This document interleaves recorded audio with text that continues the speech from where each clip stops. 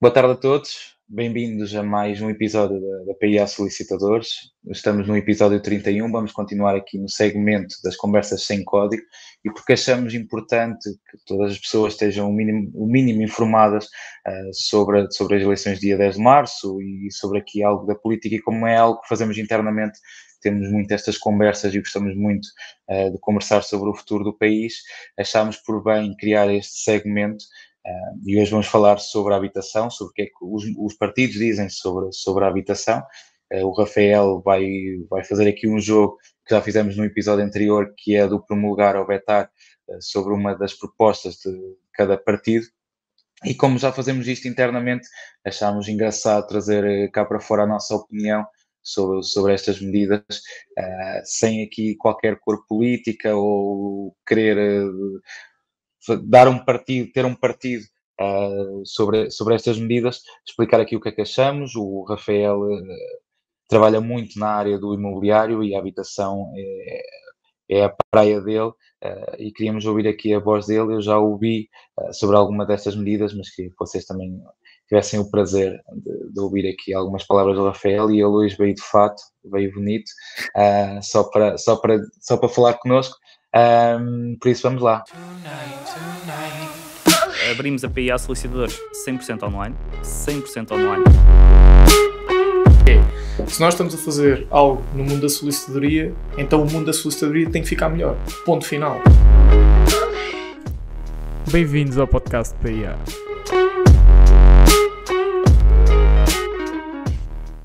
Olá, Rafael. Já expliquei no último episódio. Eu estive a dar aulas, tenho outros compromissos hoje. Eu normalmente não ando assim. É verdade. É verdade. Tenho alguns fatos, mas raramente os uso. E sou-te sincero, já estou farto. Manhã vesti-me e pensei, ok, boa, porreiro, um fato. Esquece, ao fim de meia hora só pensava, porquê? E mais 20 sapatilhas. Ainda olhei para os sapatos, mas ainda bem que 20 sapatilhas. Bem, Patrícia, olha, obrigado também pela tua disponibilidade. É ótimo estar aqui à conversa contigo. É sempre muito bom falarmos sobre estes temas, e acho que é importante falarmos sobre eles. E pronto, e deixo aqui novamente o mesmo disclaimer que deixei no episódio anterior. Nós aqui socorremos muito do trabalho muito bem feito pelo Caetano Xavier com a página Economicamente Falando, que fez um resumo espetacular de todas as medidas de todos os programas eleitorais, e isso foi fantástico. Foi aí que surgiu até a nossa conversa sobre estas eleições, e achámos, ok, se ambos olhámos para isto e ambos tivemos uma opinião e ambos falámos sobre o tema, por que não fazê-lo atrás das câmaras e do micro? E de facto faz sentido. Por isso, vamos a isso. Vamos lá analisar aqui as várias propostas dos vários partidos com este resumo feito pelo Caetano. Ora bem. Então, o primeiro temos o PS, sabendo que é um partido que já foi o que governou nos últimos anos, sendo em coligações engenhosas ou com a maioria absoluta mesmo pouco tempo. Se tivesses que vetar ou promulgar uma medida, qual seria? Qual é a tua opinião sobre este programa? De todas estas que aqui estão, aquela que eu promulgaria seria criar uma entidade fiscalizadora do arrendamento. Eu sei que é sempre muito assustador ter entidades públicas a fiscalizar o trabalho dos privados ou a própria atividade singular, ou seja, o arrendamento não tem de ser uma atividade económica, pode sê-lo, mas não tem que o ser. Mas nós não termos uma entidade fiscalizadora gera mais problemas do que traz benefícios. E o exemplo é que nós temos várias limitações na lei que não serem cumpridas não gera nenhuma consequência direta, não são uma contraordenação que origina uma coima. Um exemplo, o limite à renda inicial dos contratos de arrendamento. Concorde-se ou não se concorde, se nós temos uma regra como esta, tem que haver algum tipo de entidade fiscalizadora que efetive o cumprimento dessa norma, porque senão é só uma norma bandeira, como falou o Presidente da República há uns meses, quando da promulgação do pacote Mais Habitação, e muito bem. Por isso eu acho que é importante. Porquê? Porque normalmente a fiscalização leva também uma maior responsabilidade por parte dos proprietários. E um exemplo são os certificados energéticos. Existe uma contraordenação para quem arrenda sem certificado energético. A verdade é que ninguém vai preso por não haver um certificado energético. Mas o facto de existir a possibilidade de uma contraordenação e uma possibilidade de fiscalização que é muito, muito rara, leva a que a maioria dos senhorios não arrende sem o certificado. Portanto, eu acho que ter esta entidade fiscalizadora é fundamental.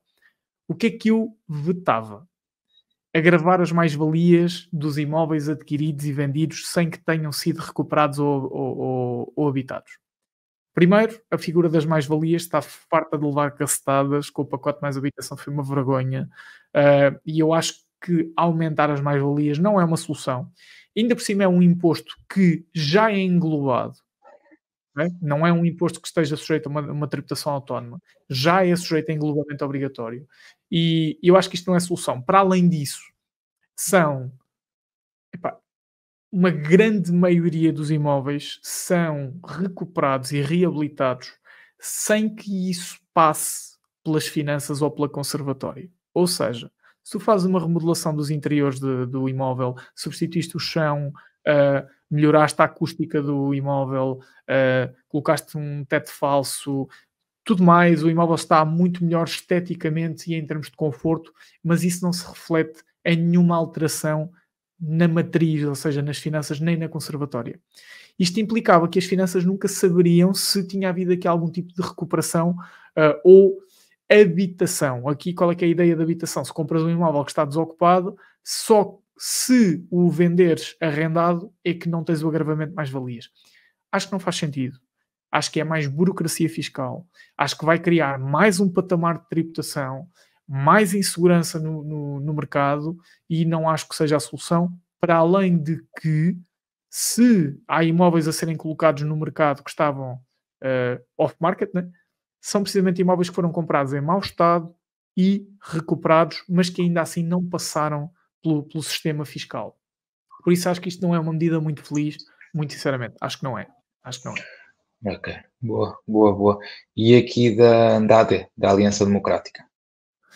Olha, a AD tem aqui várias medidas, algumas que fazem muito sentido, outras que nem por isso. Eu concordo com a grande maioria delas. A isenção de IMT Imposto de Selo faz todo o sentido, mas para destacar uma que eu acho que faz de facto a diferença no mercado de habitação, porque vejamos uma coisa, tu isentares o IMT e o Imposto de Selo não é uma política que vá resolver os problemas de habitação.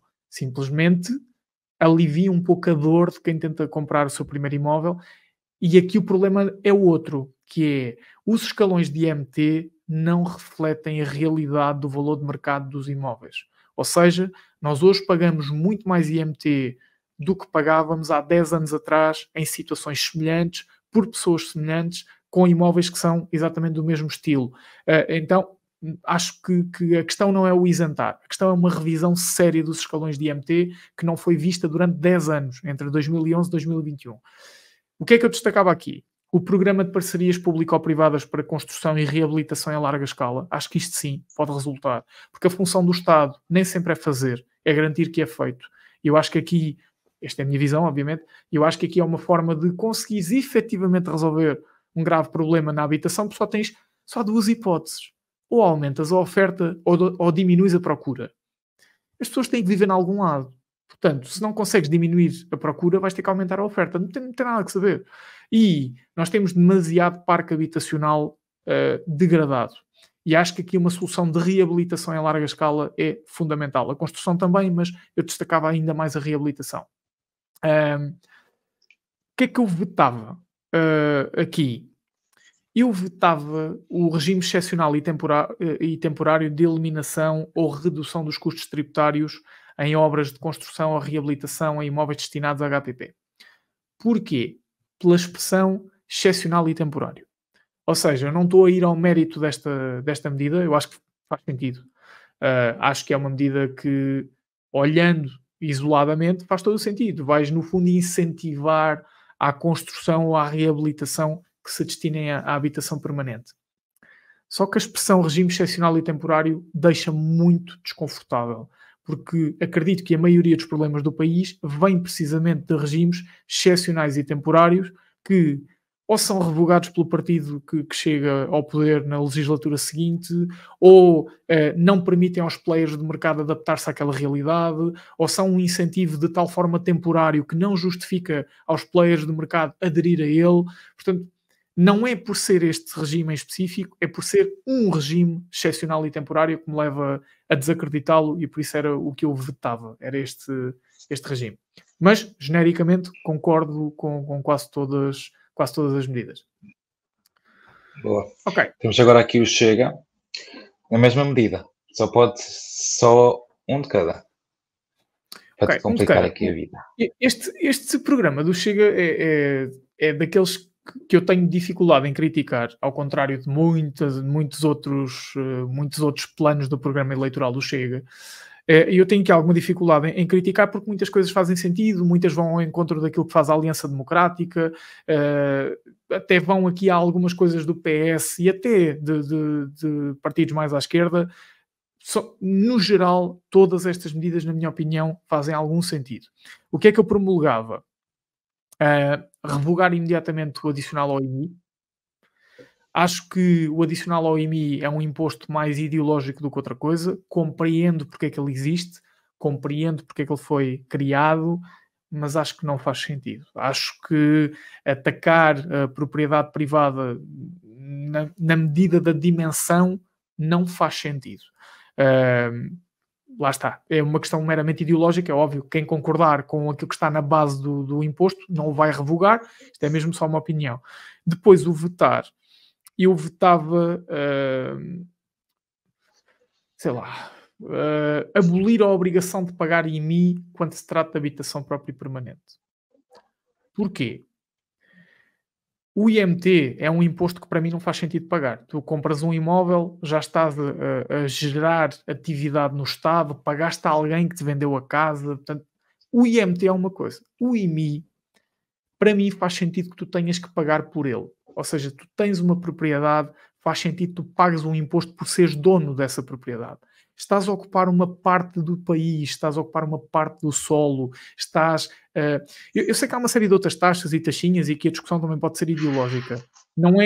Eu não acho que seja totalmente descabido, é apenas a minha visão aqui sobre o IMI. Eu acho que faz sentido, tendo em conta o tipo de país e o sistema fiscal que nós temos, sermos tributados pela propriedade. E não acho, muito honestamente, que o imposto seja tão elevado assim. E quem se preocupa tanto com o IMI deveria pensar que o que paga de IMT na compra, se calhar são 10 ou 15 anos de IMI.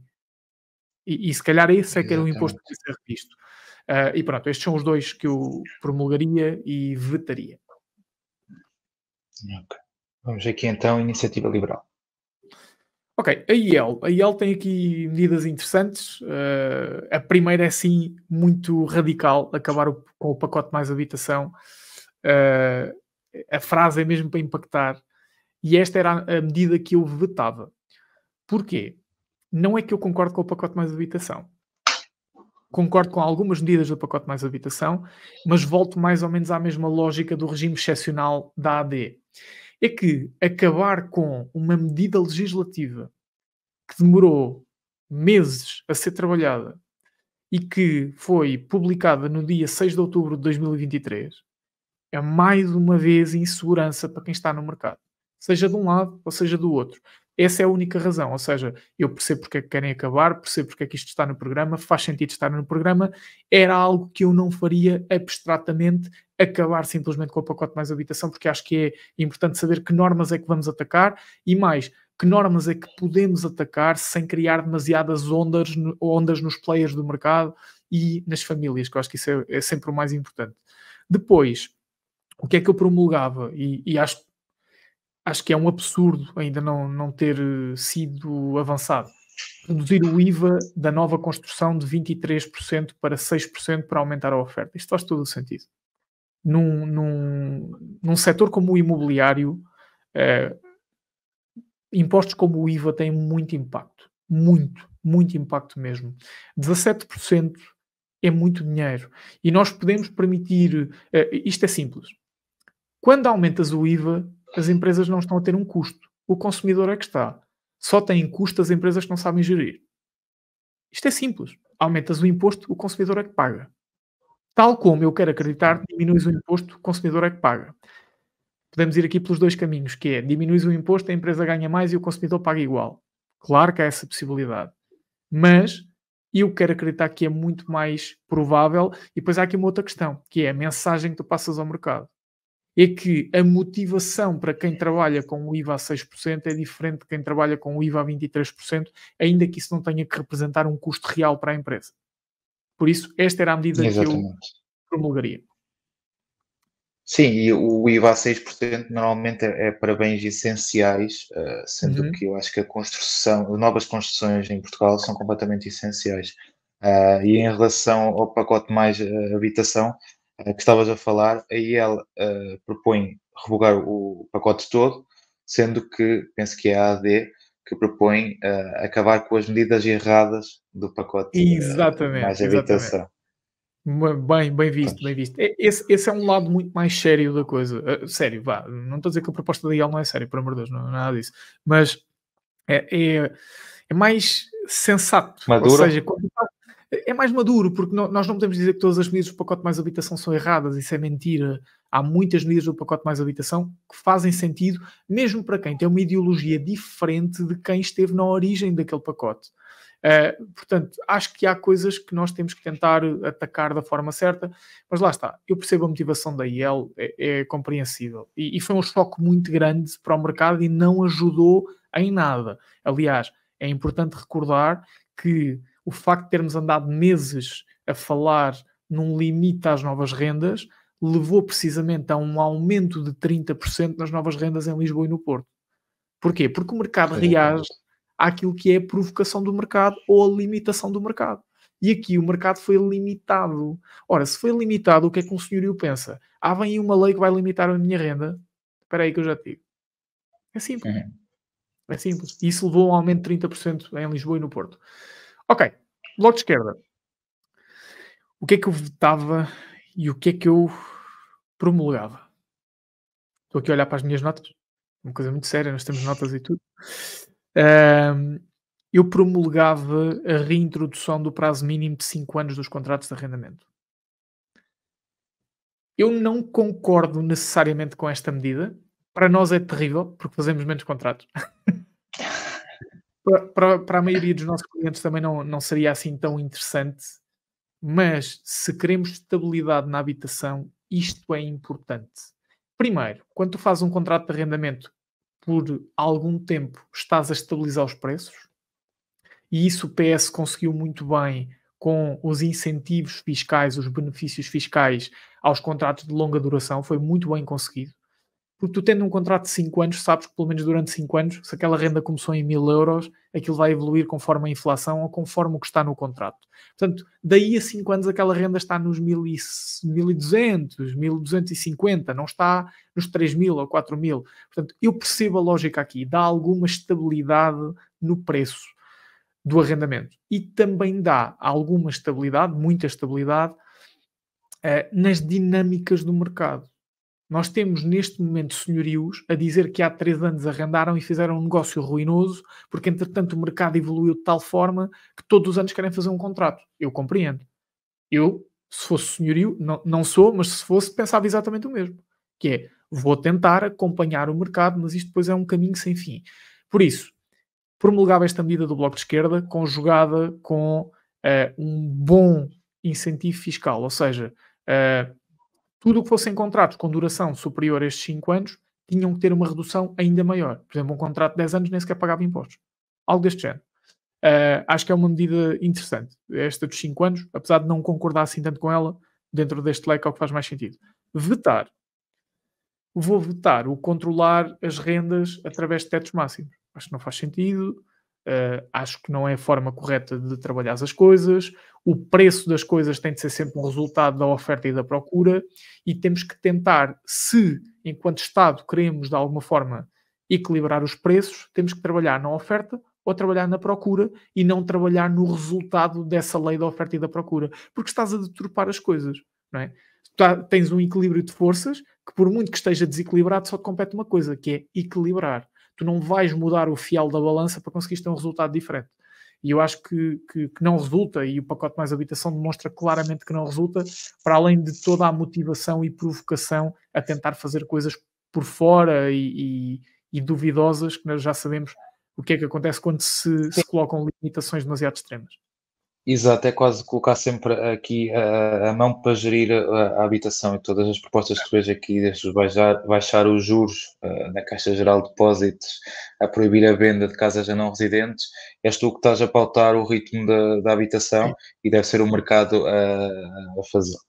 Pronto, Sem vamos dúvidas. então aqui à próxima, sem alargar muito. Isso, vamos aqui a CDU. Ok, o que é que eu promulgava? Muito rapidamente, criar um programa de residências universitárias com construção a custos controlados de acesso gratuito. Consigo compreender, na lógica ideológica do Partido Comunista, faz todo o sentido e de facto temos um problema grave de residência universitária e há aqui uma lógica que é as universidades não vão acabar. Este é o tipo de imóvel que, sendo construído, vai ter uma duração grande ao longo das próximas décadas, ou seja, nós podemos perfeitamente estabelecer construção a custos controlados e ser de acesso gratuito, porque aquele imóvel vai ser constantemente utilizado para a mesma coisa durante décadas. Não há aqui o risco de construir para o privado e agora serve para uma coisa e daqui a 10 anos serve para outra. Acho que faz sentido. Sim, acredito que é o que tu estavas a dizer, que faz sentido isto. É um bocado complicado, e penso que era o que tu estavas a tentar dizer, que é complicado aqui a construção a custos controlados. É um bocado difícil de prever estes custos controlados, não é? Ou seja, a ideia até está boa, está de acordo com os ideais do partido. E votar, Sim. o que votavas aqui? Eu votava o garantir que a renda é calculada sobre o VPT do imóvel multiplicado por 3% e dividido por 12. Acho que não faz sentido nenhum, por duas razões. Isto é a mesma coisa que ter um teto às rendas, é exatamente a mesma coisa. Isto é mais do que ter um teto às rendas, é definir o preço das rendas. Acho que não faz sentido nenhum. E depois é ser irrealista, porque todos sabemos que o valor patrimonial tributário dos imóveis em Portugal é muito inferior ao valor de mercado. Não faz sentido. Nós temos imóveis novos, de construção nova, com valor de mercado de 300, 400 mil, e em que o VPT são 150, 180, 200 mil. Portanto, não é realista de maneira nenhuma. Percebo, vai ao encontro dos ideais do Partido Comunista, mas não faz sentido. Não faz sentido. Boa, boa. PAN. PAN. Pois, o PAN, sei lá. O que é que eu colocaria aqui? Olha, o rever o programa Porta 65 de forma a aumentar os valores de renda máxima, robustecer a respectiva dotação orçamental e a apoiar as despesas iniciais, eu acho que faz sentido. Porque aumentar este valor de renda máxima vai motivar mais senhorios a aceder a este programa e eu acho que de facto é interessante. Portanto, eu promulgaria esta norma. O que é que eu vetaria?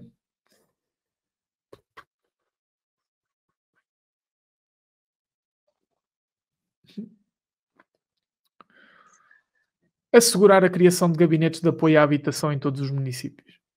Acho que é mais burocracia, é mais um nível de relação entre o município, entre o cidadão e o Estado. Eu compreendo, mas o que é um gabinete de apoio à habitação?